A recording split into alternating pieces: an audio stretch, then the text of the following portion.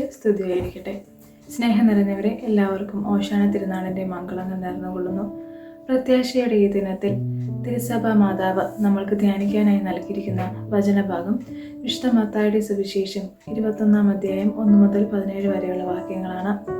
യേശുവിൻ്റെ പരസ്യ ജീവിതകാലത്തിലെ 2 പ്രധാന സംഭവങ്ങളാണ് ഇതിൽ പ്രതിപാദിക്കുന്നത്. ഒന്നാമതായി യേശുവിൻ്റെ ജെറുസലേമിലേക്കുള്ള രാജകീയ പ്രവേശം. പ്രവചനങ്ങളുടെ പൂർത്തീകരണമായ മിശിഹ സ്വയം വിനയാനിതനായി കഴുതയുടെ പുറത്താണ് ജെറുസലേമിലേക്ക് പ്രവേശിക്കുന്നത്.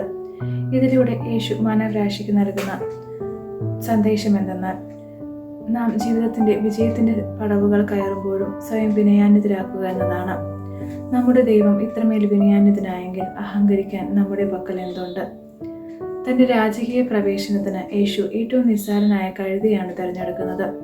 ഇതിലൂടെ നാം ജീവിതത്തിൽ എത്ര നിസ്സാരരായിരുന്നാലും ദൈവത്തിന് നമ്മെ കൊണ്ട് ആവശ്യമുണ്ടെന്നും ദൈവിക പദ്ധതി നമ്മുടെ ജീവിതത്തിൽ വെളിപ്പെടുന്നത് വരെ ക്ഷമയോടെ കാത്തിരിക്കണമെന്നാണ് യേശു ഈ തിരഞ്ഞെടുപ്പിലൂടെ നമ്മെ ഓർമ്മപ്പെടുത്തുന്നത്.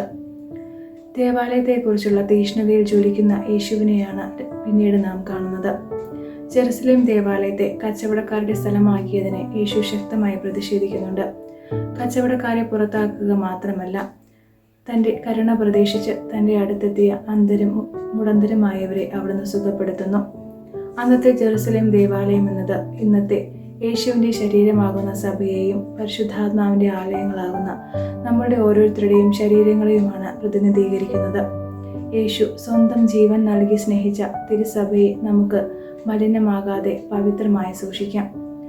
ദേവാലയങ്ങളാകുന്ന നമ്മളുടെ ശരീരങ്ങളെ ശുദ്ധീകരിക്കുന്നതിനും ആധുനിക കാലത്തിലെ കുറവുകളോടുകൂടെ സഭയെ ഹൃദയത്തോട് ചേർത്ത് സ്നേഹിക്കുന്നതിനുമുള്ള സവിശേഷമായ ഒരു ക്ഷണമാണ് ഈ സുവിശേഷ ഭാഗം നമ്മൾക്ക് നൽകുന്നത്.